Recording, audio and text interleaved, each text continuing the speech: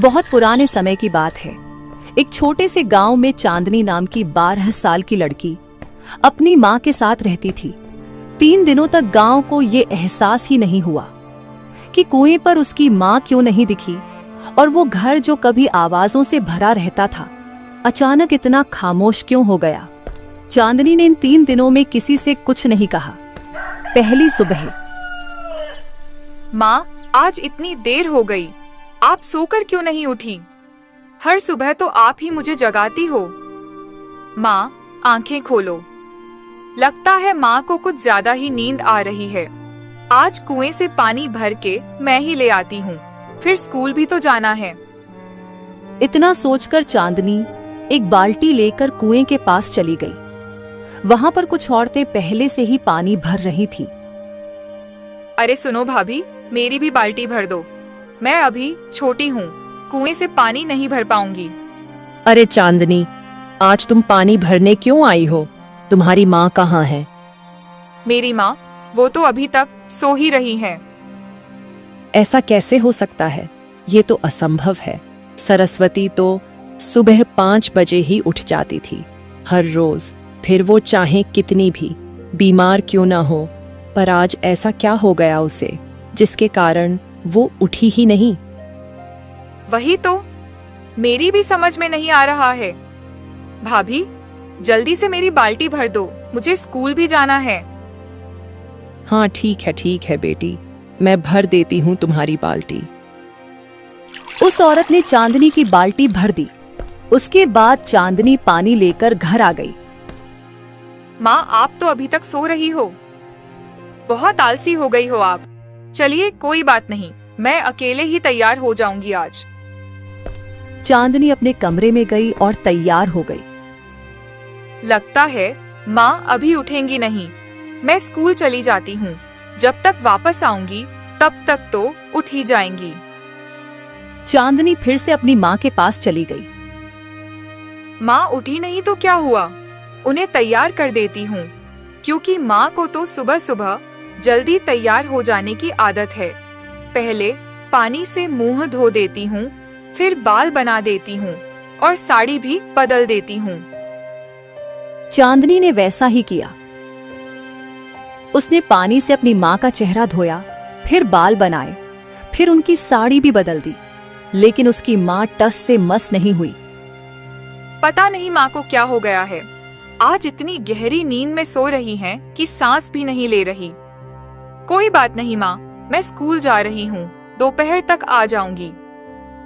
इतना बोलकर चांदनी ने अपना बैग उठाया, घर से बाहर गई, बाहर से ताला लगा दिया और स्कूल चली गई। स्कूल पहुंचते ही, अरे चांदनी, हर रोज तो तुम्हारी माँ तुम्हें स्कूल छोड़ने आती थी, फिर आज क्या हो गया? अरे शीला, मेरी माँ अभी तक सो रही है, इसलिए वह आज मेरे साथ नहीं आई है। ये कैसी अजीब बात है चांदनी। हम सब स्कूल आ गए हैं, सूरज सर पर चढ़ गया है और तुम्हारी माँ अभी तक सो रही है। अरे सो रही है तो सोने दो, तुम लोगों को क्या लेना देना। चलो क्लासरूम में चलते हैं। वहीं दूसरी तरफ कुछ गांव वाले जब दोपहर के वक्त चांदनी के घर के बाहर से निकले तो देखा उसके घर पर ताला लगा था। अरे काका, ये सरस्वती चाची कहाँ चली गई आज? वो तो हम सबको अपना परिवार मानती हैं और कहीं भी जाती हैं तो हमें बता कर जाती हैं।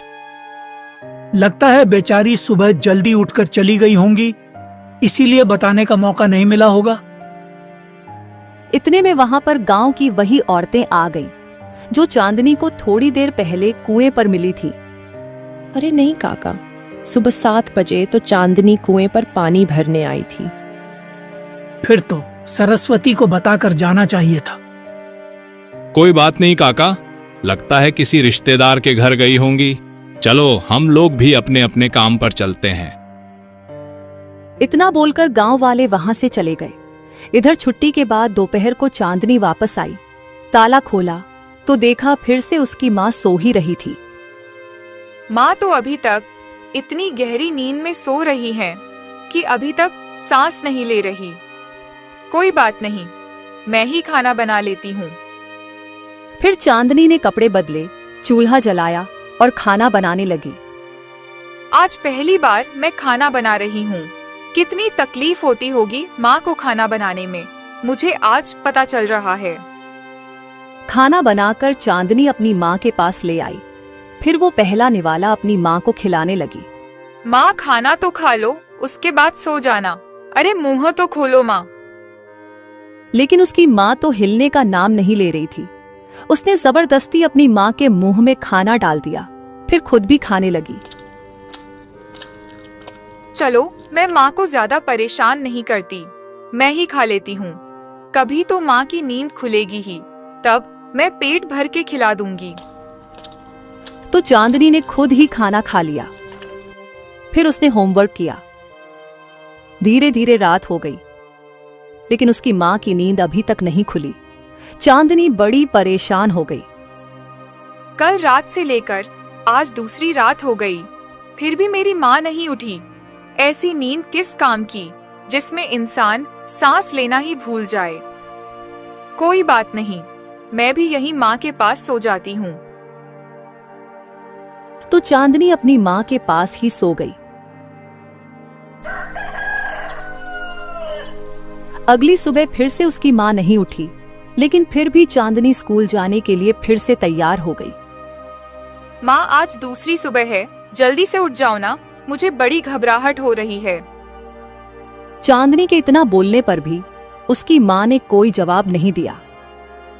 कोई बात नहीं माँ, आपका जब तक मन करे तब तक सोती रहो, मैं जा रही हूँ स्कूल। एक बार फिर से चांदनी घर में ताला लगाकर स्कूल के लिए निकल गई। रास्ते में कुछ गांव वाले उसे मिल गए। अरे चांदनी बिटिया, कल तुम्हारी माँ बिना हम लोगों को बताए कहाँ चली गई थी? कहीं नहीं काका, माँ तो घर में ही थी। मैं ही ताला लगाकर चली गई थी। दरअसल वो सो रही थी, तो मैं उन्हें परेशान नहीं करना चाहती थी। अभी भी वो सो ही रही हैं। बेटी, क्या उनकी तबीयत खराब है? हाँ, पिछले कुछ दिनों से उनकी तबीयत खराब थी। मैंने कल रात उन्हें दवाई खिलाई और वो सो गई। तब से वो उठ ही नहीं रही। कल भी मैंने उनके बाल ठीक किए थे, कपड़े बदल दिए थे, आज भी वही किया, पर वो उठी ही नहीं रही। ये कैसे हो सकता है बेटी? तुम स्कूल जाओ, मैं और मोहन जाकर तुम्हारी माँ के हालचाल ले लेते हैं। नहीं नहीं, आप लोग मेरी माँ को परेशान करने मत जाना, उन्हें सोने दो। मैं अपनी माँ से बहुत प्यार करती हूँ, मैं नहीं चाहती कोई उन्हें परेशान करे। ये सब सुनकर काका और मोहन को थोड़ा अजीब लगा।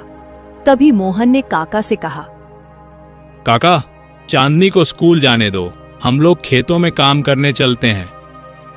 ठीक है बिटिया, तुम स्कूल जाओ, हम तुम्हारी माँ को परेशान नहीं करेंगे। चांदनी खुशी खुशी स्कूल के लिए चली गई। तभी मोहन ने काका से कहा, काका, मुझे तो कुछ गड़बड़ लग रही है, चलो एक बार सरस्वती बहन को देख ही लेते हैं। हाँ मोहन बेटा, गड़बड़ तो मुझे भी लग रही है, चलो चलकर देखते हैं। लेकिन जैसे ही वो लोग चांदनी के घर पहुंचे तो देखा बाहर ताला लगा हुआ था। काका, चांदनी तो फिर से ताला लगाकर चली गई और बाहर से अंदर का कुछ दिखाई भी नहीं दे रहा।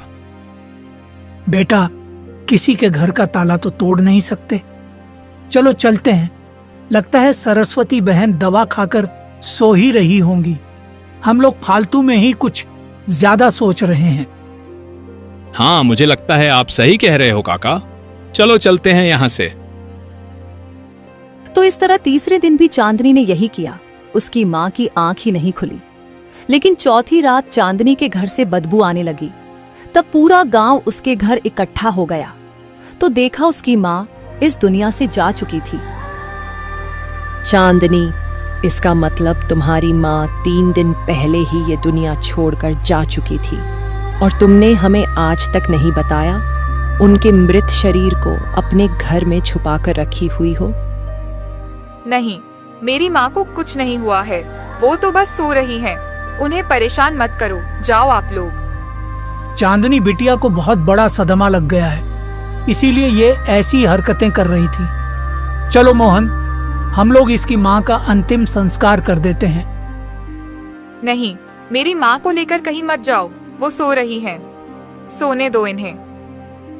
काका, चांदनी ये मानने को तैयार ही नहीं कि उसकी माँ अब इस दुनिया में नहीं रही। चलो इनका अंतिम संस्कार कर देते हैं, तभी चांदनी को विश्वास होगा। और चांदनी का रोना भी जरूरी है, वरना सदमे से ये पागल भी हो सकती है। ये आप लोग कैसे पागलों वाली बातें कर रहे हैं? मैंने कहा ना, मेरी माँ सो रही है। मोहन बेटा, तुम उठाओ जल्दी से सरस्वती बहन को, चलो अंतिम संस्कार करने चलते हैं। चांदनी चीखती रही, चिल्लाती रही, लेकिन गांव वाले नहीं माने और उसकी माँ का अंतिम संस्कार कर दिया। अंतिम संस्कार के बाद चांदनी जोर जोर से रोने लगी। मेरी माँ मुझे छोड़कर नहीं जा सकती काका, इसका मतलब मैं अनाथ हो गई? इससे तो अच्छा आप लोग मेरी माँ का अंतिम संस्कार ही नहीं करते, कम से कम वो मेरे सामने तो रहती। नहीं चांदनी बेटी, ऐसा नहीं होता। मरने के बाद इंसान का शरीर सड़ने लगता है।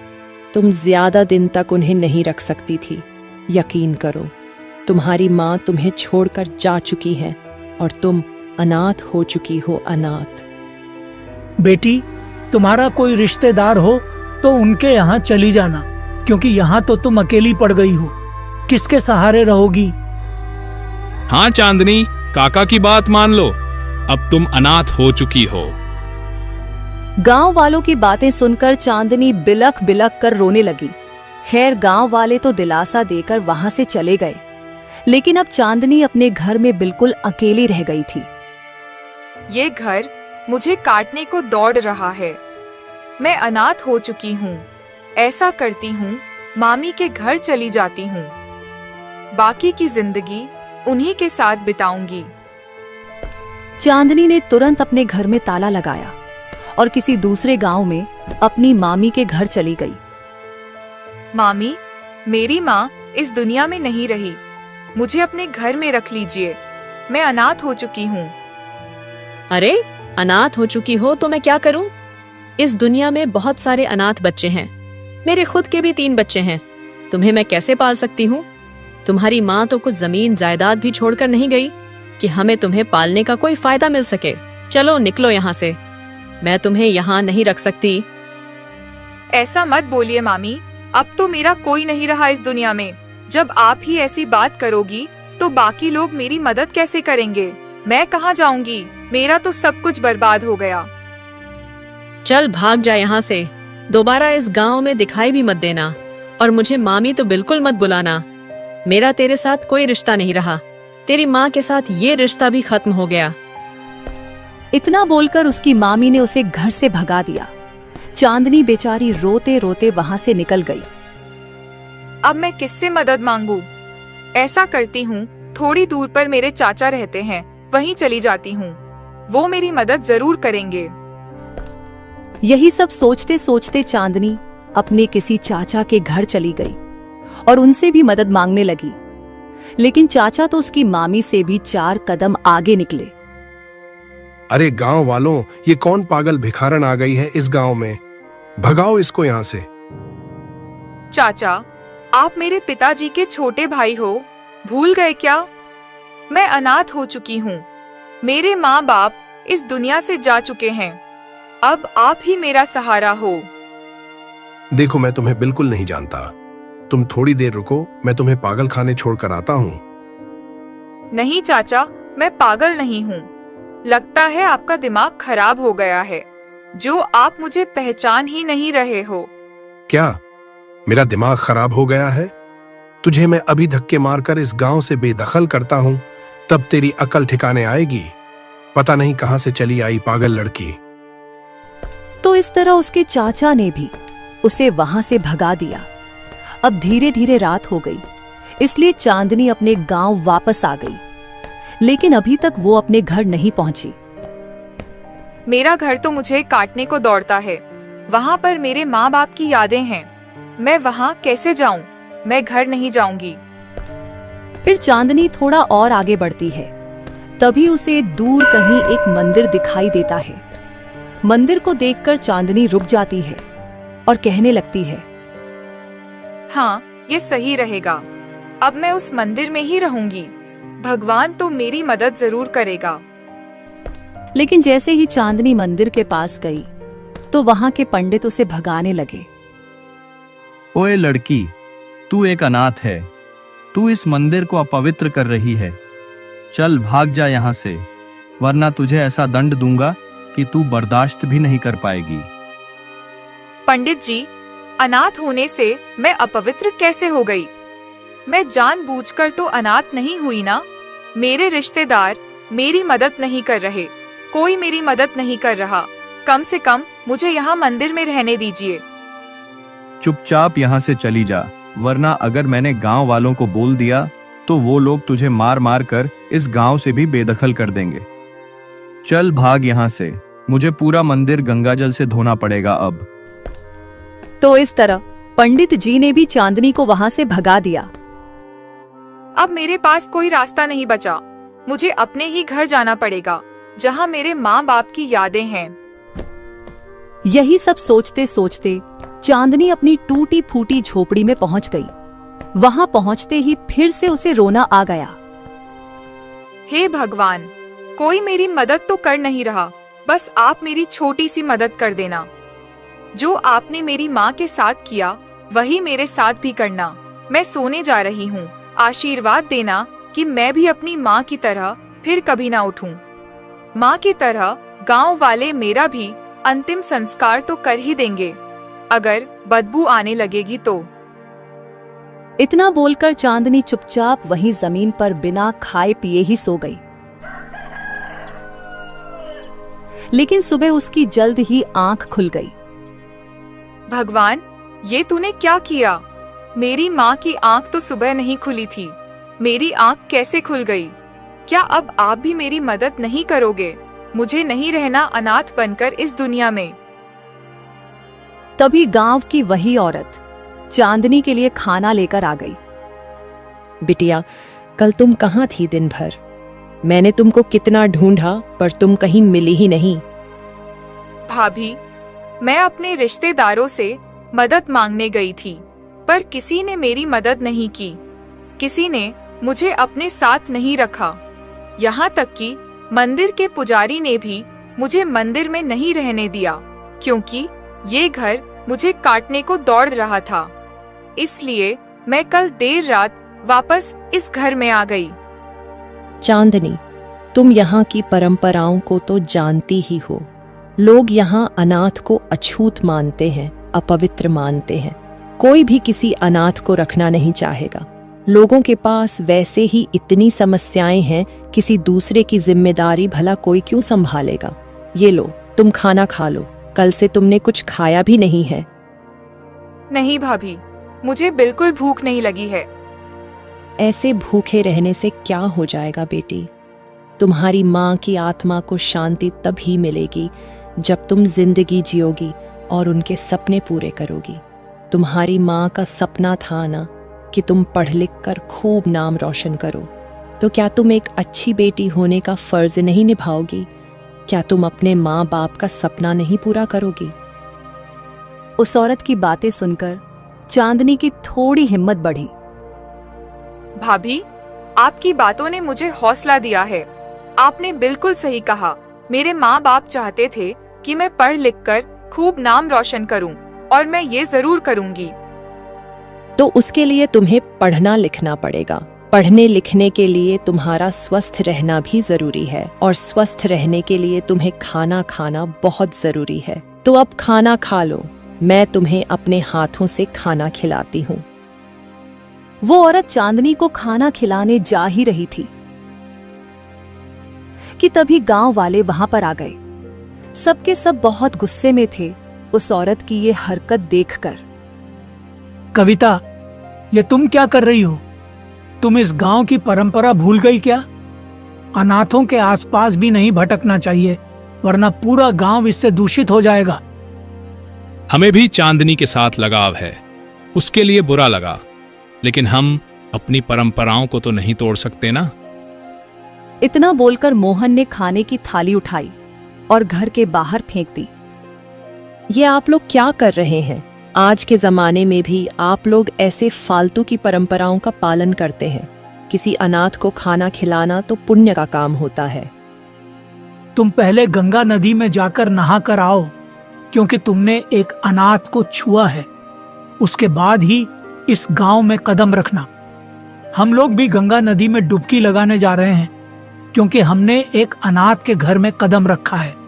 चलो गांव वालों, अगर यह औरत दोबारा इस अनाथ के आसपास भी दिखाई दे तो इसे जूतों की माला पहनाकर इस गांव से बेदखल कर देना। इतना बोलकर गांव वाले वहां से चले गए।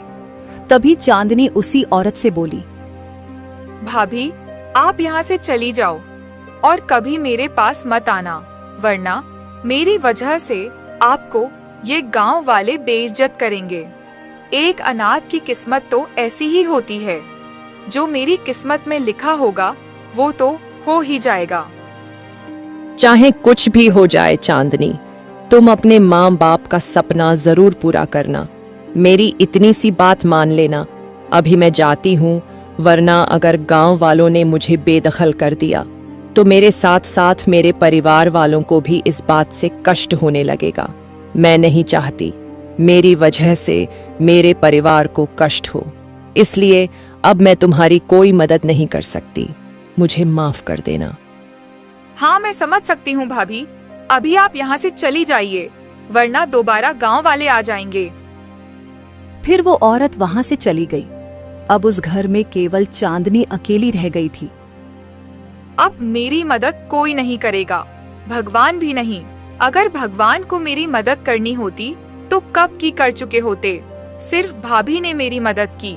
अब मैं पढ़ूंगी, लिखूंगी और अपनी किस्मत खुद लिखूंगी।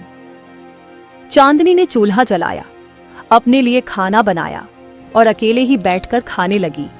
लेकिन खाना खाते वक्त उसकी आंखों से आंसू छलक रहे थे।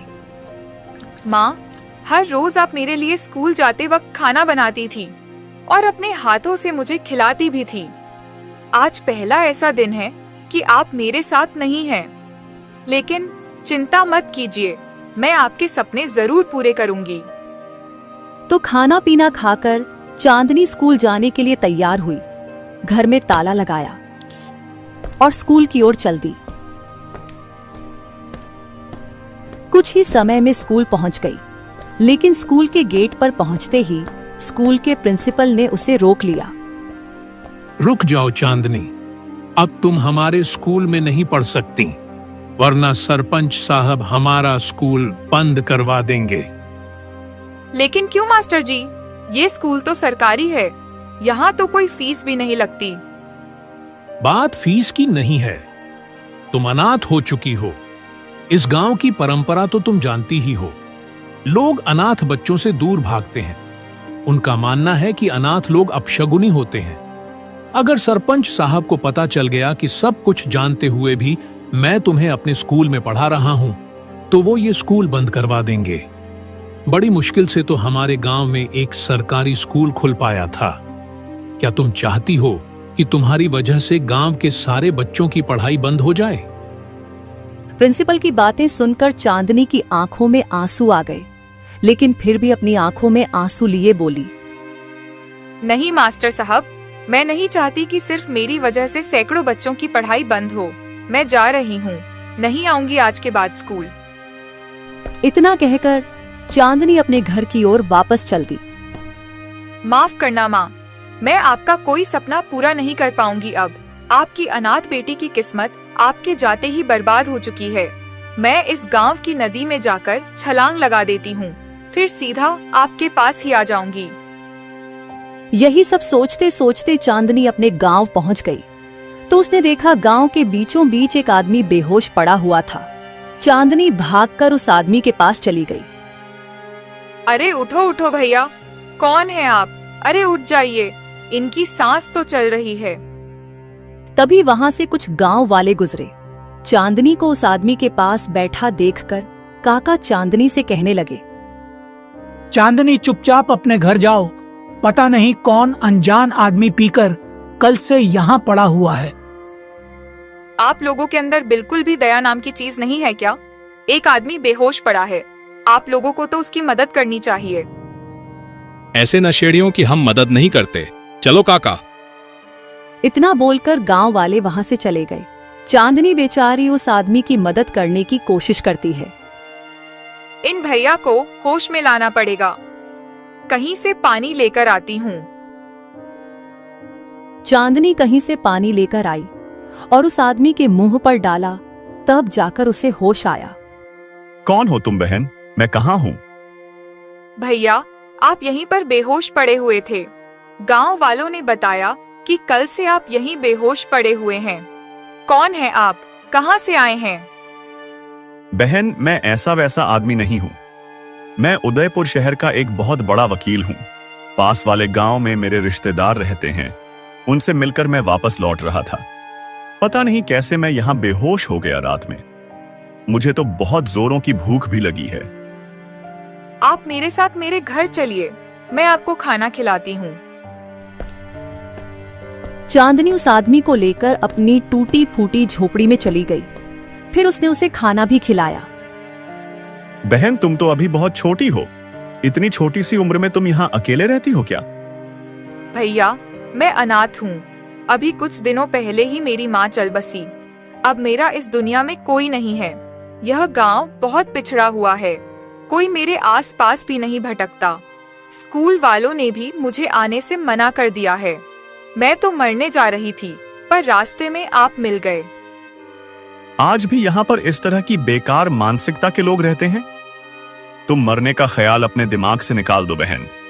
सब कुछ शुरू से मुझे अपने बारे में और इस गांव के बारे में बताओ। चांदनी ने अपनी जिंदगी की और अपने गांव की पूरी कहानी उस वकील को बता दी। तुम चिंता मत करो बहन, मुझे अपना बड़ा भाई समझो। मेरा नाम विक्रम है। मेरा भी इस दुनिया में कोई नहीं रहा अब। तुमने मुझे भैया कहा, मुझे बहुत अच्छा लगा, क्योंकि मेरी कोई सगी बहन नहीं है। मैं तुम्हें पढ़ाऊंगा, और वो भी इसी गांव में रहकर। मैं भी देखता हूं कौन मेरा क्या कर लेता है। भैया, आप मेरे लिए इतना बड़ा जोखिम मत लीजिए। गांव वालों को आप जानते नहीं हैं। ये लोग जूते की माला पहनाकर मार मार कर इस गांव से निकाल देंगे आपको। ऐसे कैसे कर देंगे? तुम्हारे गांव वाले अभी मुझे नहीं जानते, और मैं सिर्फ तुम्हारी मदद नहीं कर रहा हूं, बल्कि इस गांव के और आसपास के जितने गांव हैं उन सब की मदद कर रहा हूं। तुम्हारे जरिए लोगों के अंदर से एक घटिया मानसिकता निकल जाएगी। क्या तुम ये नहीं चाहती? भैया, मेरा तो मकसद ही था कि मैं बड़ी होकर इस गांव की मानसिकता पूरी तरह से बदल डालूं। लेकिन फिर भी मुझे डर लग रहा है। जैसे मैंने अपना सब कुछ खो दिया, कहीं मैं आपको भी ना खो दूं। गांव वाले बहुत खतरनाक हैं। जब भी आपसे बात करेंगे आपको लगेगा ये गांव वाले बहुत अच्छे हैं, पर वैसे है नहीं। तुम अब सारी चिंता छोड़ दो। मैं थोड़ा बाहर जाता हूं, शाम तक आ जाऊंगा। कल सुबह तुम मेरे साथ स्कूल चलना, देखता हूं कौन रोकता है। इतना बोलकर विक्रम वहां से निकल गया, लेकिन चांदनी के घर से निकलते हुए गांव वालों ने उसे देख लिया, इसलिए उसे रास्ते में ही रोक लिया उन लोगों ने। देखो शहरी बाबू, जिस लड़की के घर से तुम आए हो वो एक अनाथ है। अब दोबारा उससे कभी मत मिलना, वरना गांव वाले तुम्हें मार मार कर यहाँ से भगा देंगे। विक्रम ने मुस्कुराकर उनकी बात का जवाब दिया। काका, अब वो अनाथ नहीं है, वो मेरी मुंह बोली बहन बन चुकी है। आप सबकी जानकारी के लिए बता दूं कि अब मैं उसी के साथ इसी गांव में रहूंगा। देखता हूं कौन मेरा क्या कर लेता है। इतना बोलकर विक्रम वहां से चला गया। गांव वाले उसकी बात सुनकर दंग रह गए। काका, ये आदमी तो बहुत अकड़ रहा था। लगता है सरपंच साहब से इसकी शिकायत करनी ही पड़ेगी। सही कह रहे हो मोहन, चलो चलते हैं। इतना बोलकर वो लोग वहां से चले गए। वहीं दूसरी तरफ अपने घर में चांदनी बहुत खुश थी। माँ, मुझे पता है जब किसी ने मेरी मदद नहीं की तब आपने ही मेरी मदद की होगी। विक्रम भैया को मेरी मदद करने के लिए आपने ही भेजा है, मुझे अच्छी तरह से पता है। खैर शाम को विक्रम घर वापस आ गया। चांदनी ने खाना बनाया और दोनों एक साथ बैठकर खाने लगे। बहन, तुम आज के बाद अपने आप को अनाथ मत समझना। कल तैयार हो जाना, मैं तुम्हें स्कूल छोड़ने चलूंगा। ठीक है भैया, अब आप आ गए हैं तो मेरे अंदर से सारा डर खत्म हो गया है। खैर खा पीकर वो दोनों भाई बहन सो गए। अगली सुबह विक्रम चांदनी को लेकर स्कूल पहुंच गया। प्रिंसिपल फिर से डर गया। देखो बेटा, मैं तो सबको पढ़ाना चाहता हूँ, लेकिन मजबूर हूँ। अगर सरपंच साहब को पता चल गया तो तुम दोनों को कड़ी से कड़ी सजा मिलेगी। चांदनी से पूछो, इस गांव में पहले भी ऐसा हो चुका है। चांदनी को इस गांव में रहने दे रहे हैं गांव वाले, यही बहुत बड़ी बात है।